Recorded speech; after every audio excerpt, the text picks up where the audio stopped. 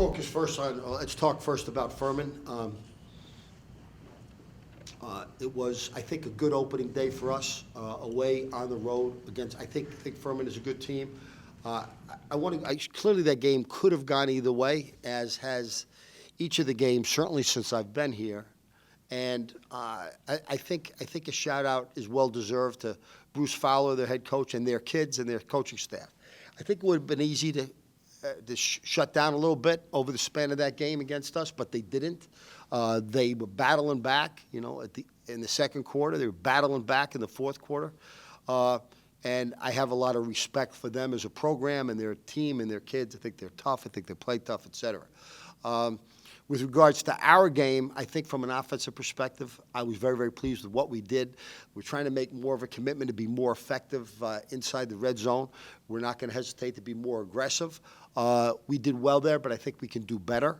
I think the call that we made where we didn't get the touchdown when we kind of it was field goal time, we kind of faked the field goal. That was my call. I think if I had that to do all over again, I would not have done that then. The 3 points would have been pretty effective. I also thought, though, the 7 points from the 3-yard line would have put the game away. As it was still going to be touch and go there at the end anyhow, but that was my call. I would change that if I had to do it over again. Certainly, I thought Hop had an outstanding game. Alex had an outstanding game. I was very pleased with our offensive line. We talked about this going in, that I know Coach Covington brings those guys along, but they're inexperienced, and I thought they really did a good job for their first time out under pressure. I thought that play by John Israel on the pass from Alex was really, and that was like a world-class effort and play on his part. I was pleased with our effort across the board on offense. I was pleased with the effort of the team across the board, period. From a defensive perspective, I said that I think you're going to see a big improvement in our defense this year. You did not see that on Saturday night. But what I feel good about is that a lot of the things that we had breakdowns on are things that we can fix. I do feel pretty comfortable about that. And I know that the priority this week for us was to first, it's not a matter of doing it harder or doing it a little better or thinking about it. It's a matter of understanding why you exactly have a problem. If you don't understand the problem, you're not going to fix it. So instead of trying to fix everything we're doing on defense, we took a handful of things that we have to improve upon, and we're focused on doing those. From a special teams perspective, I was really pleased. I was pleased very much with special teams across the board. Certainly that was an outstanding play on the part of Devin, but there was good blocks on that play. There was some incredible hits. Kenny Daniels had an incredible hit on one of our kickoffs. I was pleased across the board. Where I wasn't pleased on special teams was, and special teams too, I think a shout out to Ryan Granger, Connor Gabala, our snapper. It was his first time in there. Tyler Keene, it was his first time in there at Holder. Ryan, it was his first start. And for Massa, our kickoff guy, that was his first start. A little disappointed in our freshman punter, Evan, but I think he's going to be a very, very good kicker for us. But he probably had, I don't know if it's first, I don't know and I don't care. But he wasn't as effective as he could have been in his first game. And I think people might suggest, well, he's only a freshman. Well, I know he's a freshman. He's a Division I college football player at Coastal Carolina, so he's got to be able to handle that. I'm confident that he will. The only other thing that I was disappointed with on the 2-point conversion run back that we had, that should have been 2 points for us, we had a block in the back when we were behind the ball. That should never happen at Coastal Carolina. I don't expect that to happen again. That was a little bit of an issue for me. But I was pleased with the overall effort of the team. I was pleased with the victory on the road. We're 1-0. It's good to get that one under our belt to move on. With regards to South Carolina State, they had their way with University of Arkansas Prairie Bluff on Sunday. They dominated offensively. They dominated defensively. Mike already mentioned that Hargrave was the National Defensive Player of the Week. By the way, that same kid had 4 sacks. No, I'm sorry, he had 4 tackles for loss against us. These guys, they were only team last year. They sacked us 4 times, and they're a solid college football team. They do a good job defensively, especially. I'd say they're very good. They've got good athletes. They move to the ball. They're sound on their special teams. And from an offensive perspective, they do a decent job, pretty balanced, running and throwing the ball. They've got two quarterbacks. Both of them will run the ball and run effectively. I think the younger kid is probably a little better passer, but he's inexperienced because he's only a freshman, but I think both good athletes. So we know we've got our work cut out for him. It's another game on the road, away, but we've got to be able to handle that. So the keys for us is make sure that the stuff that we really need to improve on defense, we do so. We don't have any of those stupid penalties again, and special teams or offense or defense. And Evan steps up as our punter. That's what we need to do. We always need to make sure we have ball security, certainly, and our guys know that. Our guys are aware of that. That would be it as far as South Carolina State goes. I think to give you guys an injury report, normally you would ask me anyway, but just no decision yet still is made on Richie Sampson. He's not going to play this week, but in terms of redshirting, there hasn't been a decision made on that. D. Allen, who was hurt in the fourth quarter in the game. He's been playing nickel for us and doing a good job. He got his ankle he had an ankle sprain. He'll be out probably a couple weeks. Definitely he's out this week. Andre Johnson, our special teams guy and our fullback on offense, has a concussion. So he's definitely not going to be able to play this week. And who am I missing? Well, let me tell you, I'll look at my notes. Oh, and then lastly, I think one of the things that I want to share, I don't want to get into a lot of reasons. Marcus Crowder decided that he's no longer going to play football. And this has nothing to do, this was 100% his decision. There was nothing wrong that happened. 100% his. We will miss him. He's done a great job for us over the span of the last 4 years. And I think primarily his heart was just no longer in the game. And one of the things we really talked to our guys about, football's a great game, but it requires a very real commitment, physically, emotionally, intellectually. And you got to have your heart in it. You really got to have your heart in it. Otherwise, it's probably too much of a price to pay. And I think this is something that's probably been inside Marcus's heart for a while. And he just didn't feel he could continue to do this and kind of give it 100%. I certainly understand that. Our team understands that. We only wish him the very, very best, and because of the effort he's given us over the span of the last 3+ years, you know, I'm always going to have his back, and he can always count on me if he needs me. That's about as thorough an update as I can give you guys without you asking a pointed, insightful, thoughtful question, which you always have. When did Marcus tell you this decision? He told me on Sunday. He told the team yesterday. Were you surprised? Yeah, I was surprised. I mean, I didn't realize that. Now remember, I don't get a chance to work with because I'm not a position coach, I don't get a chance to work closely with a small group on a day-to-day basis. So while I'm sort of always with him, I never saw that. But I think that's been bothering him for the last couple of years. So he's been going through the motions a little bit. I was a little surprised at it, but I respect his decision. Jabari steps in there. What comments do you have on him to fill that void? Jabari gets as much time as either Leroy or Marcus as it is. So we're not going to lose anything there. We lose something then, certainly in terms of depth. So instead of having a rotation between Marcus and Leroy and Jabari, now you've got Leroy and Jabari. But Corey's working hard with Jure, with Christian Gill, Jure Tolbert with Christian Gill, and Dwayne Price. And the three of them have seen a lot of time sort of as the second unit backup. So you know, we'll be okay, but certainly Marcus is a loss, but we'll be okay. Dre is a loss, you know, but we'll be okay. You mentioned Evan. What talk did you have with him? Is it encourage him or give him I haven't talked with him. I grabbed him by his face and I said, "Let's go." No, I didn't do that. I'm kidding. I'm kidding. No, just, you know, I recognize this first. I think there were a lot of people knew he was a freshman.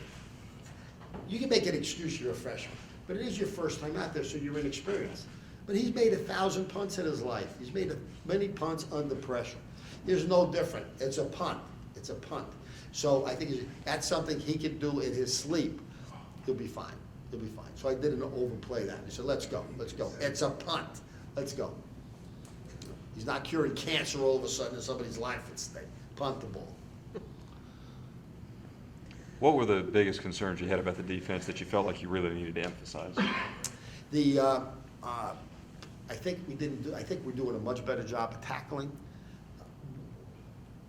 We lost that a little bit, and there were I think we probably had something like 10 missed tackles, which I was disappointed in that. But half of those, 6 or 7 of those guys, we lost leverage, or guys left their feet. I kind of was hoping we don't do that anymore, but clearly, some of the changes we made, by the way, you've heard me talk about compounding. You do something well, do it right, and you start to do better and better at it. Well, some things we do that have been mistakes, and not such great things. We've compounded those things too. So you got to break a bad compounding habit to start a good compounding habit.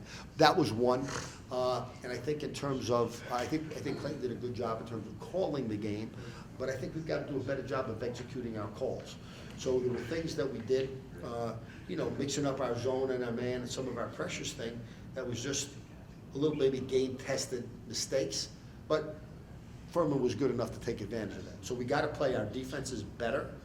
We got to play our techniques better. We got to tackle better. Coach, how did you feel you were able to get pressure on them defensively? Did you feel you were able to get pressure at all? Or is that something that's a concern that you guys are still working on? No, that's not a concern. What they would do was go in match protection most of the time. So it was oftentimes they'd have 7 guys blocking, 6 or 7 guys blocking. So we're bringing 4 guys. We're not going to get pressure. They got 6 guys blocking. We don't expect that. But those guys fought pretty hard. So they were always at least in the quarterback's face. When we had to bring real pressure, we'd have to go with a full all-out blitz. Now you go with a full-out blitz with their maximum protection, which I think you got to do as a change-up, and that helped us. That helped us a little bit. Kelvin's interception was on all-out blitz against maximum protection, where he had to rush a little bit, threw off his back foot a little bit. Some of us have to watch throwing off the back foot a little bit every now and again, and but I wasn't worried about that. I thought that was smart game plan for them. What they did was they'd have 2 or 3 guys in a route, so that means we've got 1 or 2 or 3 guys in coverage that are kind of being wasted. And Hannon, I think, he's a very good quarterback, and he gave him time, and he was able to get the ball near where we needed to get him. Where we helped a little bit was mixing up. We're not going to be showing the same type of thing all the time in a game this year. So we were able to mix stuff up, and I think that caused them to pause a little bit. You hit on the offensive line a little bit, and just your more assessment of how they played, and is it what you wanted to see out of this group after the first game? Yeah, I mean, it is. We've got 3 guys that are playing seriously, where the responsibility was on their shoulders for the first time. And I thought they did a good, solid job. I think some of the guys that went as backups did a good, solid job. I think Sam Equinique and Vogans, who were the starters from a year ago, I thought Sam may have had his best game ever. I think Vogans played well as well. So I was pleased. So the things I said I was concerned with going into the game, I said I was concerned with the offensive line, I was very pleased. I'm not worried about them anymore. I said on special teams, I worry a little bit about the fact that we got every one of our specialists are brand new in terms of first starts at those jobs. I think every one of them did well, except that punter struggled a little bit. I'm sure he'll pick it up. And then from a defensive perspective, there were a lot of things we're doing differently than we've done in the past, and we've got different guys in different positions. I was excited about seeing that come together. It hasn't come together yet. I still believe it will. So all 4 teams in front of you lost in the coaches poll and elevated y'all up to number 1. It doesn't happen that often that so many teams that high in the rankings lose. I mean, what are your thoughts on that? It's kind of a crazy weekend. I had no thoughts on that because it's irrelevant. Really, Conan, I mean this. I don't care if they win or lose. It doesn't matter to me. It's irrelevant to me. The only game I really care about is the one we're playing. So I care about what we're doing. And if we're going to play one of those teams, I care about what they're doing. But other than that, I'm aware of it, and it's something I think I should know. But I go, okay, loss is irrelevant to me. That's the way I think. That's the way I think. So if they'd all gone the whole group was undefeated, I wouldn't have thought about it. They lost, I wouldn't have thought, I didn't think about that. What I was focused on was us, our game, and what I'm focused on, what our guys are focused on in South Carolina State. I want to make a moment, though, while we're at it, the number 1 ranking, because I said this to the staff on Monday, and I said this to the team yesterday. You know the preseason stuff, we talked about that. We're flattered. That's the year before. It doesn't matter. If anything, all that means is that teams are going to come after you more. You're going to have a target on your back. That's been happening to us the last couple of years. Our good players, that happened to them in high school. New players, that happens in high school, so it's not like that's the first time that's ever happened. So our guys that are good, that everybody else recognizes they're good, people going after them, they prepare for them, they know that, we know that, we don't even think about it. That's part of our job. It's part of being good. But I think even though it was early in the season, and even though it happened the way it happened, well, there was a reason why we were ranked where we are, and there are 70,000 college athletes that play football in this country. There are probably 10,000 or so coaches. 99% of them will never have a chance ever in their entire careers at the college level. That's only 4 or 5 years as a player, but for the coaches, that could average 20, 25 years. Some of the guys coach for 40 years. 99% of the country will never, ever be able to say they were ever part of a nationally #1 ranked team, ever. We've had a chance to say that twice. Now, so I'm proud of that. Remember our mission, put a team on the field Coastal's gonna be proud of. I believe Coastal's proud of that. Hopefully the entire Strand is proud of that. I know our family's proud of it. I know we're proud of it. Okay, but we know that doesn't mean anything else. It just kind of enhances the idea that people are gonna come after you anyway. We can't worry about that. But we know our job is South Carolina State. But this was one of those was, hey, guys, this doesn't happen often. It's happened to us. It's the second time it's happened to us. We're proud of this. Now, let's keep this as long as we possibly can. But that's not the goal. The goal is do everything we can from a week-to-week basis to get our job done. Our goal now is to do a good job in terms of our preparation, the coach's preparation, and our guys making sure they're mentally and physically prepared for South Carolina State. That's it going forward. But I'm proud of the #1 thing. Alex, you talked a little bit about the offensive line and just what you saw from those guys on Saturday as we were coming up the elevator, and you got pretty giddy about that, pretty excited about what the possibility may hold of a special season and kind of what they were able to showcase. Can you elaborate a little bit on that? Yeah, watching the film, I was really excited with what they did. Their first game, especially those 3 guys, actually 4 guys who stepped in and hadn't played last year a whole lot. They came in and they did a very good job. They kept me protected. They allowed me to step up in the pocket and make throws down the field and check the ball down to D'Angelo. And I'm excited about what they're doing. And, you know, once you start playing games, that's when you really start seeing the growth. So now that the season has started and now that they're actually out there and they're watching film, I really think they're going to start growing that much more. Being tied with Tyler Thigpen for the overall passing touchdowns record here at Coastal, is that pretty cool for you, being tied there with a guy that has obviously done so many great things in his career? Yeah, I think that's pretty cool, but you know, I know Tyler, he's a good guy. That's not something that I think about right now. I think that's something that you look back on, you know, when you graduate and you're done playing football here at Coastal. And that's something to be proud of, you know, when you're looking back on it. So that's not something that I'm really thinking about right now. I just want to continue with the season and focus on each week. Leroy, looking at tape of defense, what were the main takeaways for you as to what y'all need to work on to get better for this week? The main things we need to work on right now is our approach to tackling. We missed numerous of tackles against Furman, so right now we need to work on our approach. Not actually the actual tackling part, but being in position to make the play. And actually, the continuation of actually doing better in our positions. So we need to continue to do better things in our actual position we're doing, so we can focus better and make better plays. How did Coach Carlin address that with you guys? What was his message to you? His message isn't. He really didn't do anything different. We stick to our game plan, but just continue to do the ordinary things extraordinarily well. That's his main focus, and our approach to every tackling and being square and getting your base together. So that's mostly what he said. But really just have to focus on what we're doing right now and continue not do anything different, but just continue being who we are and just focus on our approach. What are your thoughts on Marcus' decision and now Jabari stepping in there full-time guy? It was a tough decision. I spoke to Marcus numerous of times. He loves us. We love him. We accept his decision, but we had to just move on forward from it. Jabari Barkley has played numerous of snaps with us. Right now, for our defense, we don't consider any guys starters. We just consider guys to come in and help us win. But Jabari Barkley will be our next upcoming starter, but he is ready. We have numerous guys under him, like Christian and Jere Tobert. So It's going to be a tough loss to our defense, but we'll step up as a team what we're doing now. Were you surprised at all at the way things played out over the weekend? 4 teams in front of you losing that elevated y'all to number 1. Any surprise by that?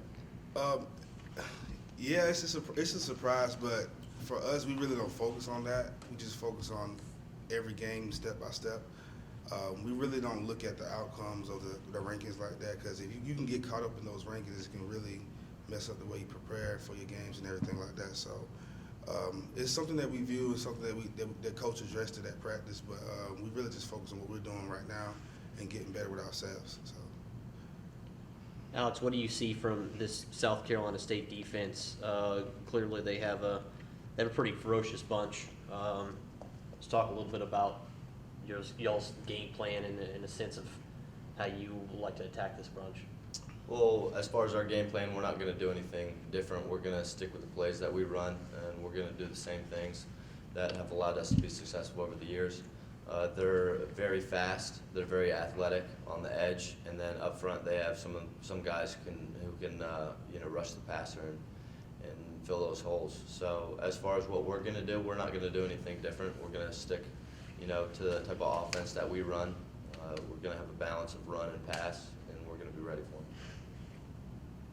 Talk about the development of John a little bit, Israel, and what you've seen from him and his growth in the last couple of years. Coming in, me and John came in together our freshman year, and he's continued to grow over the years. Now whenever I throw him the ball, there's no doubt in my mind that he's going to catch it and he's going to make a play. He's one of those big playmakers. I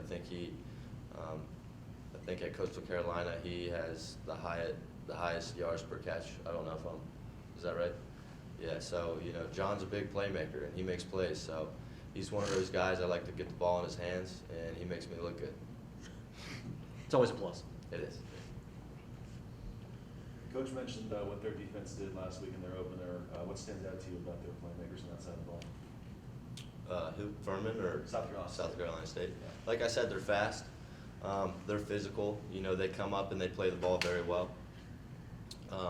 So I'm not focusing on anyone on South Carolina State in particular. We're just looking at their defense as a whole. Schematically, they're very sound.